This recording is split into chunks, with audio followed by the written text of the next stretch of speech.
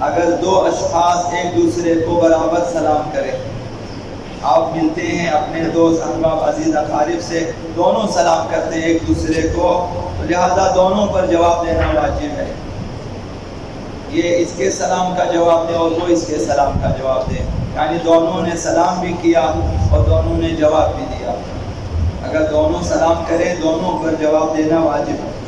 دوسرا مسئلہ یہ ہے کہ سلام کرنا مستحب ہے، اور روایات میں جو احادیث میں جو آیا ہے کہ اگر کوئی شخص سوار ہے اور ایک شخص پیدل ہے، پیادہ ہے، تو سوار کے اوپر ضروری ہے کہ وہ پیدل شخص پہ سلام کرے۔ یہ آداب ہے، واجب نہیں ہے۔ پیادہ شخص سوار کو بھی سلام کر سکتا ہے، لیکن ترتیب یہ ہے کہ اگر آپ سوار ہیں تو آپ جو ہے پیادہ شخص پہ سلام کریں، اور اگر کوئی شخص کھڑا ہے ایک شخص بیٹھا ہے تو جو شخص کھڑا ہے وہ اسے سلام کرے جو بیٹھا ہوا ہے۔ یہ آداب ہے۔ اور اسی طرح سے اگر کوئی چھوٹا ہے اور کوئی بڑا ہے تو چھوٹے بڑے کو سلام کرے۔ مطلب یہ نہیں کہ بڑا چھوٹے کو سلام نہ کرے، وہ الگ سے مستحب ہے۔ بڑا بھی کوشش کرے کہ چھوٹوں کو سلام کرے، سنت پیغمبر اسلام ہے کہ بچوں کو سلام کرے، لیکن چھوٹوں کے لیے آداب یہ ہے کہ وہ بڑوں کو سلام کرے۔ یہ ایک ترتیب ہے۔ نماز کے علاوہ، نماز میں تو عرض کیا کہ جیسا سلام ہوگا ویسا ہی آپ کو جواب دینا ہے، اسی طرح سے وہی آپ نے جواب میں بھی وہی کہنا ہے جو سلام کرنے والے نے کہا ہے۔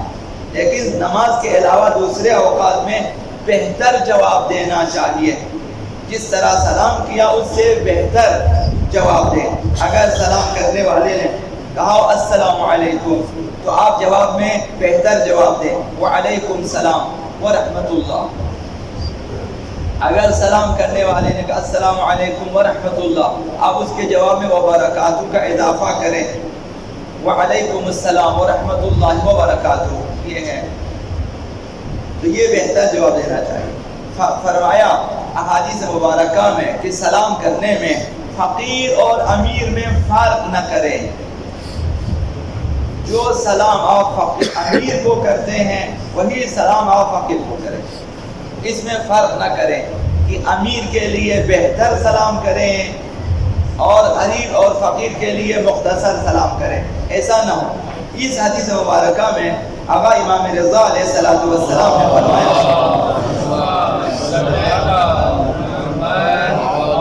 من لقی فقیرا مسلما، اگر کسی نے فقیر سے ملاقات کی، نادار شخص ہے، فقیر ہے، فسلم علیہ، اس پر سلام کیا، یعنی آپ نے فقیر کو سلام کیا، ایک نادار شخص کو سلام کیا، خلاف سلامہ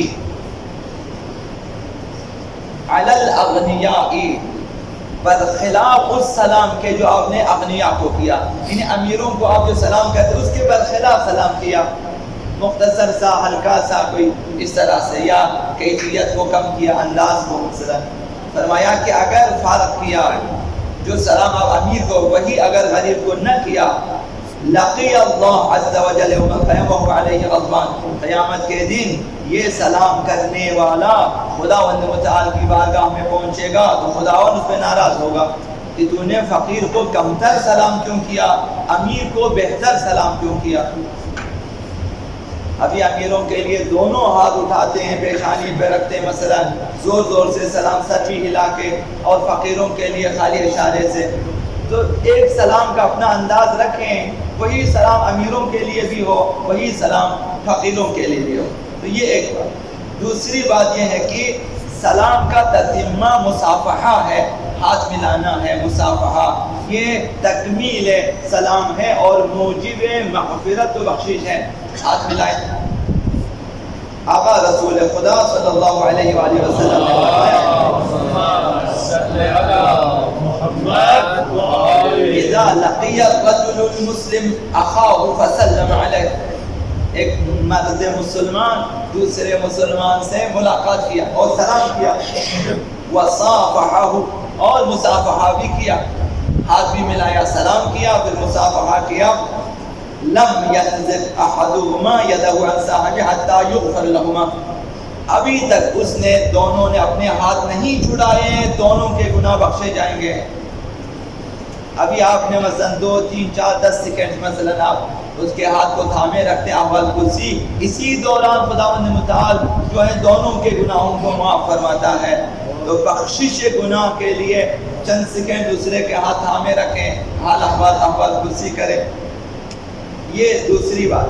تیسری بات یہ ہے کہ آداب سلام میں سے یہ کہ مجلس میں آتے ہوئے بھی سلام کریں اور مجلس سے اٹھ کر جاتے ہوئے بھی سلام کریں۔ کسی بھی محفل میں آتے ہوئے سلام، جاتے ہوئے بھی سلام، یہ بھی حکم ہے۔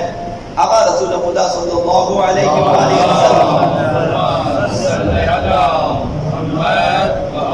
فرماتے ہیں کہ اذا انتہا احدکم الی مجلس، جب تم میں سے کوئی کسی محفل میں پہنچے، فیسلم، پہلے سلام کرو، فَإِنْ بَدَا لَهُ أَنْ يَجْلِسْ فَلْيَجْلِسْ، پھر اگر بیٹھنا چاہو بیٹھو، یعنی بیٹھنے سے پہلے سلام کرو۔ ایسا نہ ہو کہ وہ آ جائیں، بیٹھ جائیں، پھر بیٹھ کے سلام کرنا شروع کریں سب کو۔ داخل ہو جائیں، سلام کریں، سلام کرنے کے بعد اگر بیٹھنا چاہو پھر بیٹھ جائیں۔ فَإِذَا قَامَ فَيُسَلِّمْ، اور جب اٹھ کر جانے لگو تب بھی سلام کرو۔ جب آپ اٹھ کے جانے لگے کہ آپ جا رہے ہیں، سلام کریں، پوری محفل میں سلام کریں۔ فَإِنَّ أَوَّلَ لَيْسَ أَوْلَى مِنَ الْآخِرِ، یہ جو آتے ہوئے سلام کیا تھا اور یہ اس سلام سے بہتر نہیں ہے جو جاتے ہوئے آپ کے، دونوں ایک جیسے ہیں۔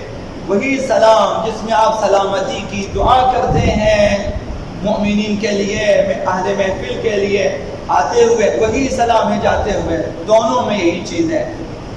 تو اگر ممکن ہو، مثلا بعض علاقوں میں ہم نے دیکھا ہے کہ سلام کر کے جاتے ہیں، جاتے ہوئے سلام کر کے جاتے ہیں، حتیٰ جب دو بندے آپس میں ودا کرتے بھی سلام کر کے جاتے ہیں۔ بعض جگہوں پہ رائج ہے ابھی بھی، یعنی اس دور میں بھی ہے، اور شہروں میں کمتر ہے۔ یہ تیسری بات۔ چوتھی اور آخری بات یہ کہ سلام نہ کرنے سے معاشرے میں دشمنی بڑھے گی، نفرت بڑھے گی۔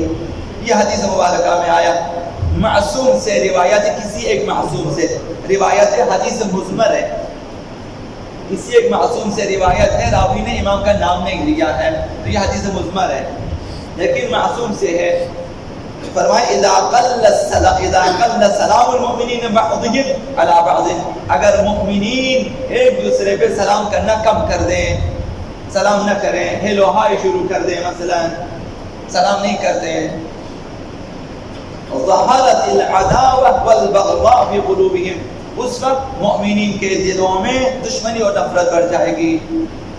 تو اس لیے کہ مومنین کے آپس میں دشمنی نہ بڑھے، نفرت نہ بڑھے، سلام کو عام کیا کریں، یہ ایک وظیفہ ہے۔